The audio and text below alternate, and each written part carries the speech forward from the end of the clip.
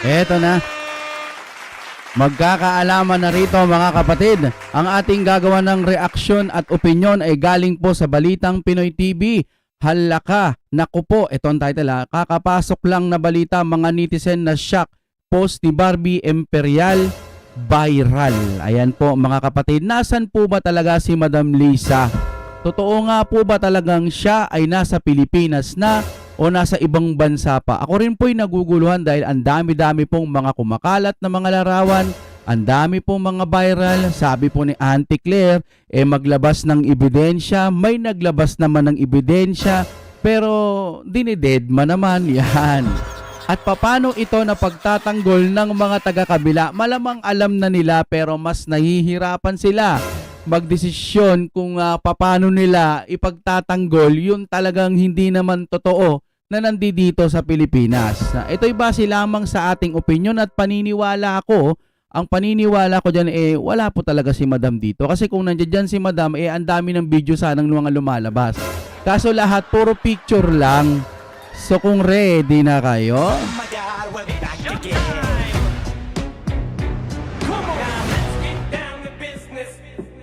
ang reaction video na ito ay galing pa ang reaction video. Kung gusto nyo po ng internet na mabilis, nandiyan po ang fiber ni Juan. Kontakin nyo po, baka available na po sa inyong lugar kasi mabilis yan at ang mura-mura pa. Nandiyan naman po yan, tawagan nyo na.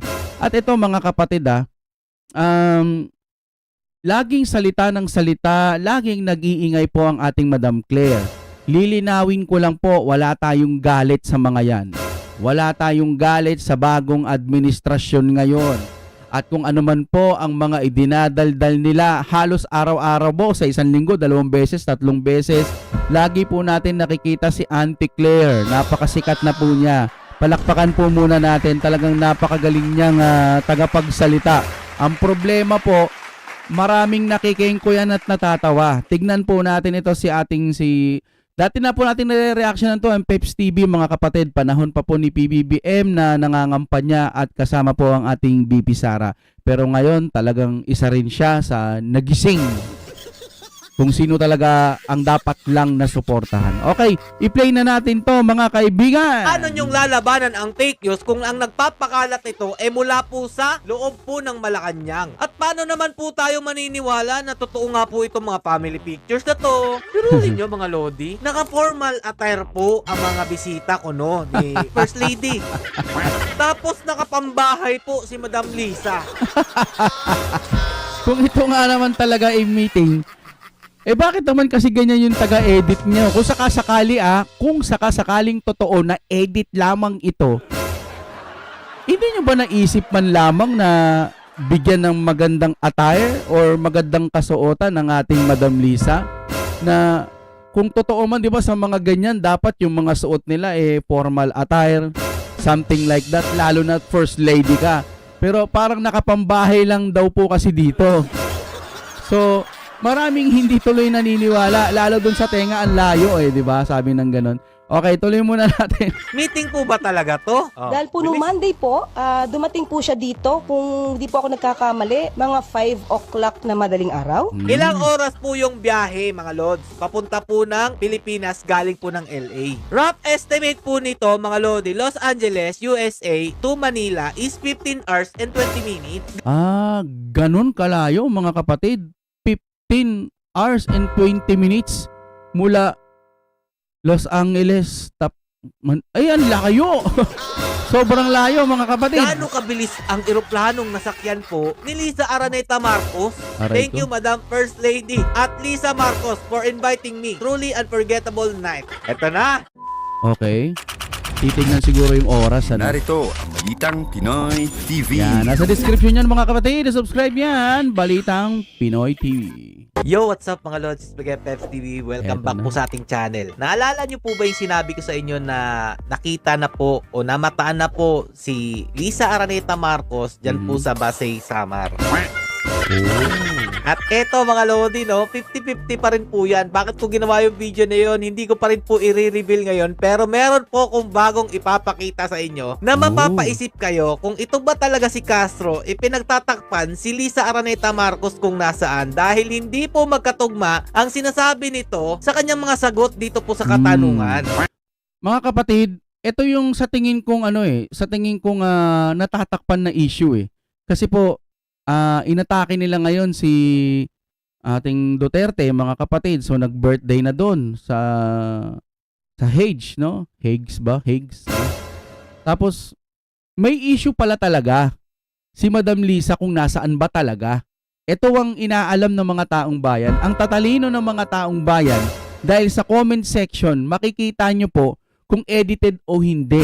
Makukumbinsi ka na totoo nga ba o talagang edited o AI lang ang gumawa. Ayan. Kasi halimbawa niyan si Madam nakasuot ng formal attire ba tawag yan o napakagandang kasuotan. Ang ganda-ganda naman ni Madam Lisa natin dito, palakpakan natin. Di ba, no?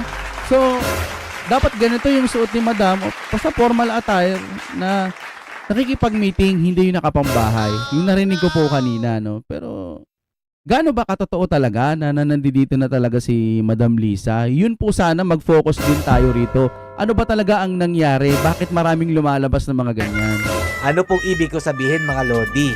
Panoorin nyo po muna to, mga Lods, para maintindihan nyo po. Simula nang hindi naging maayos ang pagtingin ni VP Sara sa pamilya Marcos, nag-start na po ang fake news. Ang dinidiin nito ni Atty. Claire, nagsimula daw po ang labasan ng mga fake news nung panahon po na hindi na po nagkakaunawaan ang Marcos family at saka ang mga Duterte. Ano ba naman yan, Madam? Para naman kaming gagawing gonggong dito eh.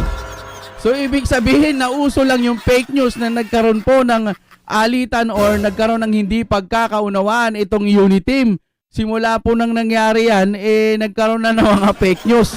At take note yung mga pinapatawag, yung mga DDS vlogger.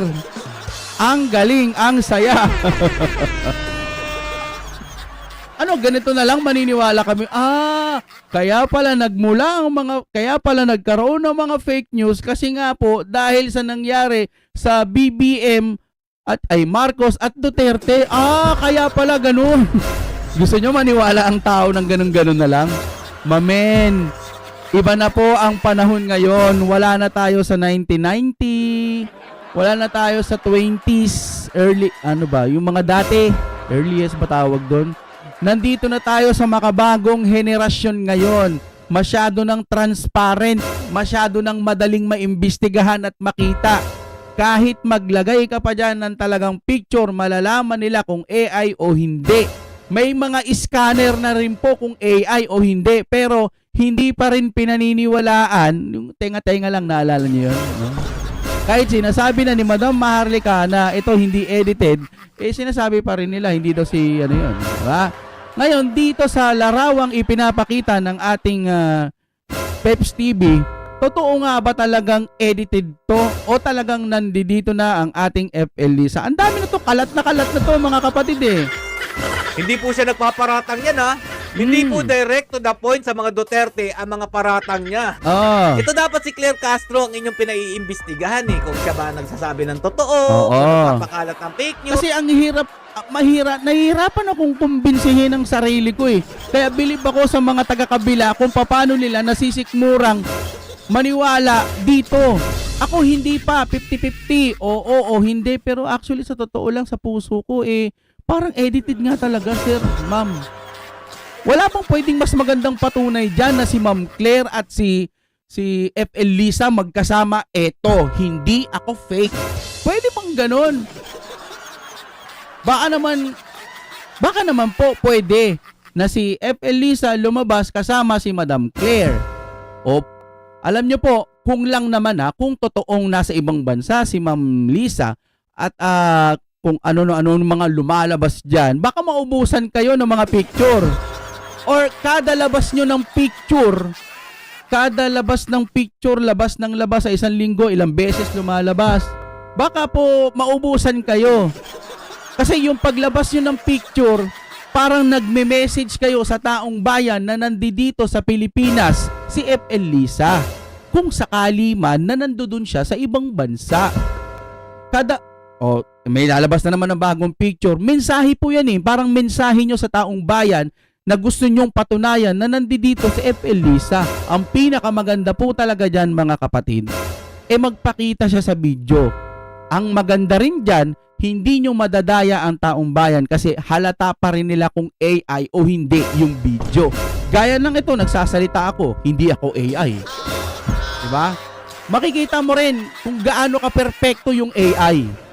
Kaya pag lumabas po, pag naglabas ng video ang Malacanang na nagsasalita siya, then kunwari nasa ganitong lugar o kasama si Madam Castro, siguraduhin yung totoo para po maniwala ang taong bayan. Bukas naman ang aming puso't isipan na malaman kung totoo o hindi. Pag totoo, di papalakpakan natin. Sinungaling yung mga nagsasabi talaga na si FL Lisa nasa ibang bansa. Yun yung mga fake news. Pero magpasa hanggang ngayon, tanong pa rin ng mga taong bayan, bakit ganito ang mga larawang lumalabas?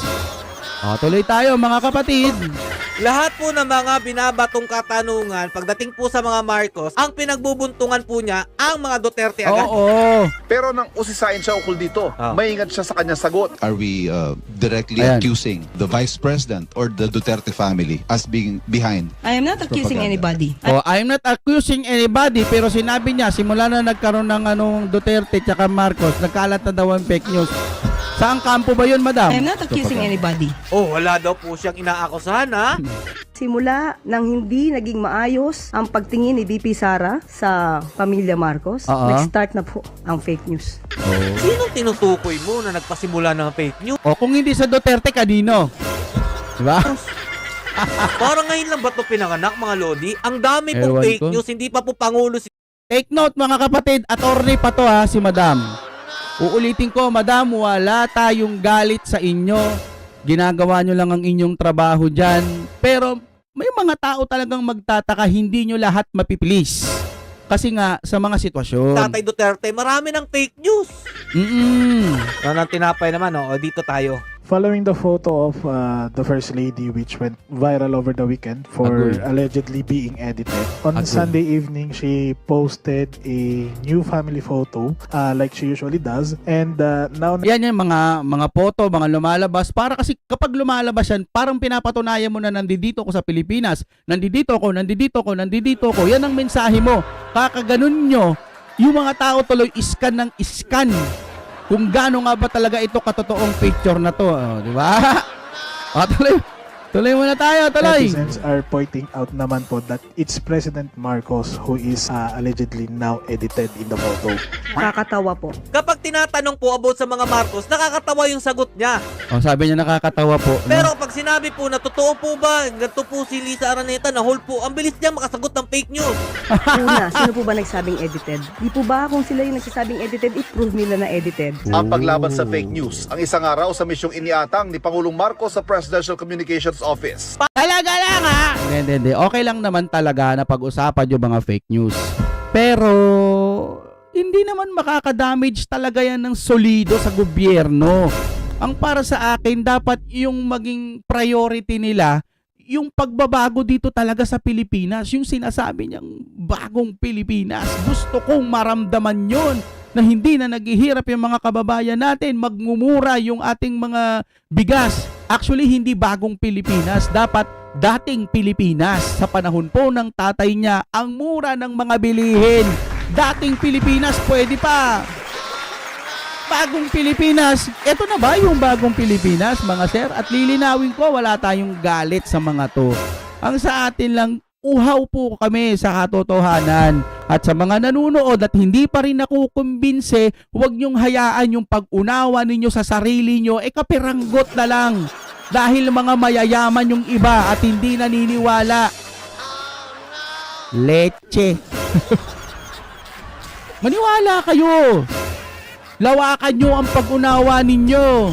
Hindi yung sarado ang isip nyo. Minsan kasi masakit yung taong pinaniniwalaan mo, ginugurgor ng iba, pero yung pinaniniwalaan mo medyo nakakaramdam ka na bakit ganun? Bakit ganun yung picture? Ako mga kapatid, naka-steady lang din ako. Gusto kong maniwala na nandito na si Madam Lisa. Pero gusto ko talagang makakita ng matitibay pang mga ebidensya. Gaya na lamang na talagang nagsasalita siya, halimbawa sa GMA News. O kasama niya si ganire at si ganito. O, di ba? ang nakikita ko dahil nga halimbawa lang no, halimbawa, ito'y hindi naman totoo. Halimbawa lang na talagang nasa ibang bansa si Madam Lisa at hinuhold, no? Parang ang ganti tuloy ng government or ni PBBM, kukunin din si Pangulong Duterte para kumbaga gantihan lang, no? Parang gano'n ang nakikita ko. At magmumukhang mawawala yung issue kay Madam Lisa, nasa likuran lang kasi nga ang pinaka nakikita nila si Tatay Digong kasi sikat na sikat at yun ang nakikita nating mga balita. Pero ang tanong kung nasan ba talaga si Madam Lisa, laging tanong ng taong bayan, hindi nakikita, hindi na focus yung issue. Kasi nga nasa Duterte yung issue. Pero someday pag nakauwi na po ang ating Tatay Digong at talagang malumanay na lahat, dyan na. Baka pag-usapan na ulit ang BICAM, pag-usapan na ulit kung nasan ba talaga si Madam Lisa, uhaw yung mga taong bayan sa katotohanan, yun lamang po. Paano nyong lalabanan ang fake news kung ang nagpapakalat nito ay mula po sa loob po ng Malacanang? Oh, At paano naman po grabe, tayo maniniwala na totoo nga po itong mga family pictures na to? Di ba nagkakagrian na nga po yung mga Marcos family? Ito po talaga yung nag-trending. Umabot na po ng 200-something thousand tawa ang natanggap po nito. Eh grabe. Biruin nyo mga Lodi, naka-formal attire po ang mga bisita ko no, ni Oo. Lisa Araneta Marcos, so, ng ating First Lady. Tapos nakapambahay po si Madam Lisa. Meeting po ba talaga to? Naalala nyo po ba yung sinabi ni Claire Castro, mga Lodi, na March 10 ng madaling araw daw po, dumating na daw po si Lisa Araneta Marcos dito po sa ating bansa. At eto nga po mga Lodi, pinasinungalingan ni Lodi natin na nandun po mismo sa LA kung saan po naganap yung trahedya kay Pawi. Oh. Pero panoorin po muna natin to mga Lodi ha. Tungkol po dun sa case na ibinibintang sa kanya. Wala pong katotohanan. Oh, Dahil po nung bilis. Monday po, dumating po siya dito, kung di po ako nagkakamali, mga 5 o'clock na madaling araw. Dahil po meron po siyang sinend sa aming video na supposed to be na makakamit niya na pagdating po niya, 5:58 po ang nakaregister po sa akin na Grabe. oras na Aga? aga nga po eh. 5:58 ha? She's back and ready Kahit siya sabi niya, ang aga nga po eh. for a meeting. Ayan ha, galing po kay Castro yan 5:58. mga idol, yung tagapagsalita po ng Malacanang. Eto po sa post mga Lodi, sabi po kasi dito, sa sige na kong pang-stock, sa lagi daw po niyang pang-i-stock mga Lodi, nung March 9. LA Time nag-post po si Miss B o Barbie with FL na nasa IG daw po ni Miss Imperial. Meaning March 10, dito na daw po siya sa Pinas. Sabi po nito ni Auntie Claire. Nakauli na daw si Auntie FL sa Pilipinas March 10, 5:50 in the morning. Nya kamo na lang guro analyze aron di tama hago og samot. Ay, Ano po ibig analyze sabihin niya yung na ano, kamulang yung analyze? post. Kayo na lang daw po mag-analyze para hindi daw po siya mapagod ng husto. Kakaisip. Ilang oras po yung biyahe, mga Lods? Papunta Okay. po ng Pilipinas, galing po ng LA. Rough estimate po nito, mga Lodi, Los Angeles, USA to Manila is 15 Okay. hours and 20 minutes. Sige, kahit sabihin mo ng mga 10 hours, sabihin na natin. Gaano kabilis ang eroplanong nasakyan po ni Lisa Araneta Marcos? Gaano kabili? Para po, maabot niya po agad yung ilang oras na biyahe. Nakakaiyak. Believe talaga ako sa mga taga-kabila kung paano nila to na ano. Kung paano nila to nalulusutan or dinide. Ayaw na lang nila pag-usapan. Dead man na lang. Dito tayo sa Duterte. Atakihin natin ang Duterte.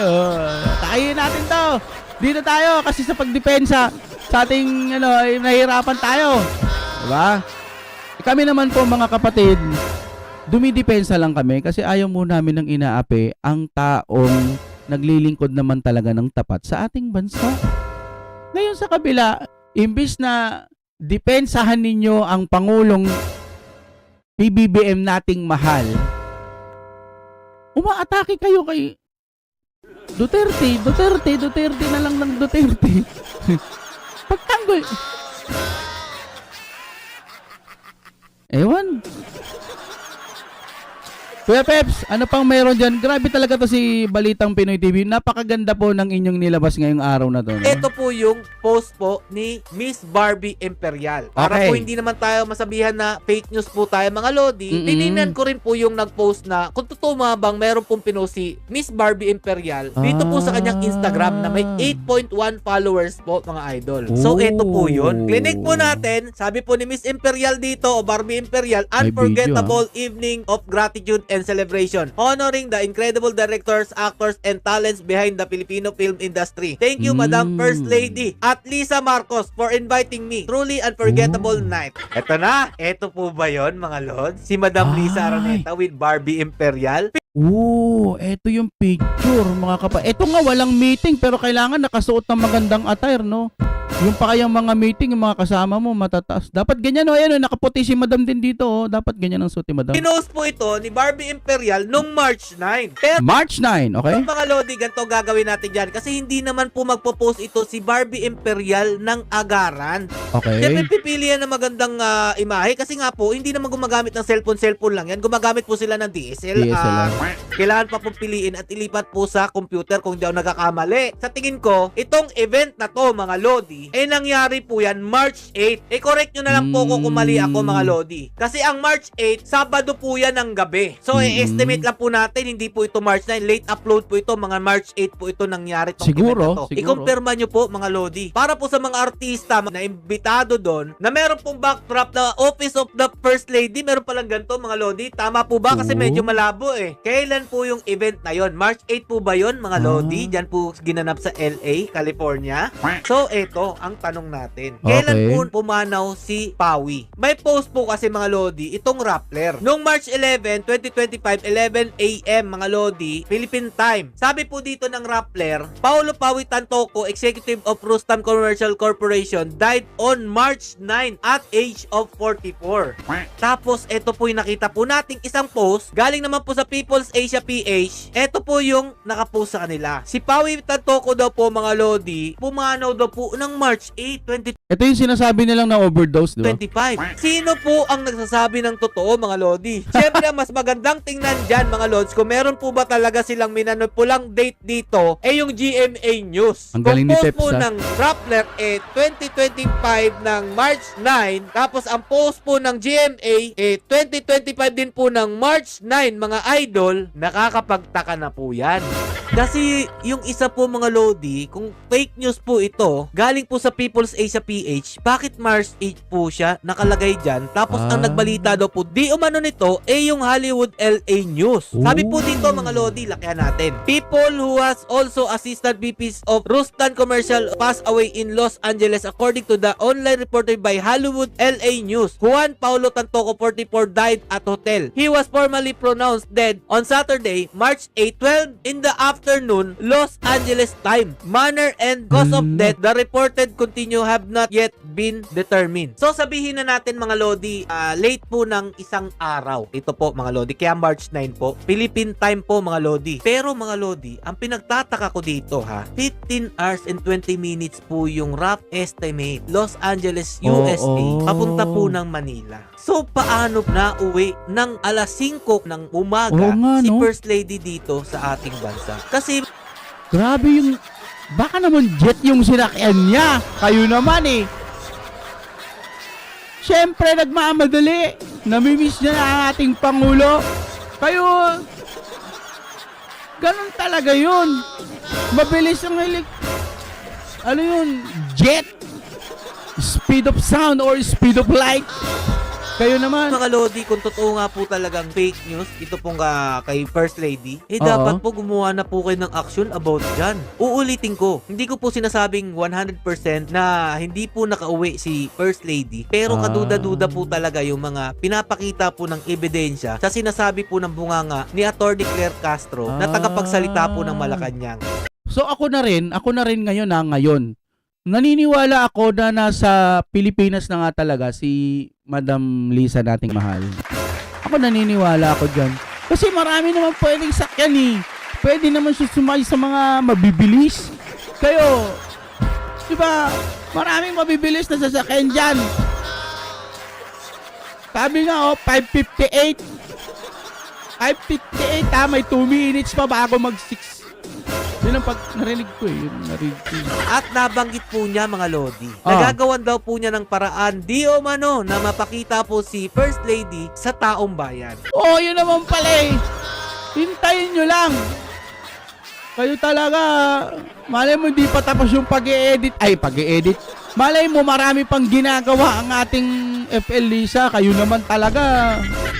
Pero bakit hanggang ngayon wala po kayong pinapakita? Ay, naghahanap pa nga sila ng magagaling na Ay, hindi. Nasa meeting! Umayos nga kayo. Kayo na po bahala humusga mga idol kung totoo nga po ba talagang nakauwi na si First Lady Lisa Araneta Marcos. Ako confirm, nakauwi na yan. Ang daming jet na mabibilis ngayon eh. Alright, hanggang dito na lamang. Maraming salamat. Ako, na-confirm ko na sa sarili ko yan. Kayo mga kaibigan, naniniwala ba kayong may mabibilis na jet? Hindi, meron naman talaga. Comment po kayo sa atin. Maraming salamat kung umabot po kayo hanggang dulo dito. Kahit isang pindot lamang po ng like, kahit mag-super thanks, napakalaking tulong na po sa atin yan mga kapatid para lagi ho tayong magpatuloy sa ating pagre-reaction. Boses po ito ng taong bayan. Maraming salamat po! Oh my God, we're back again.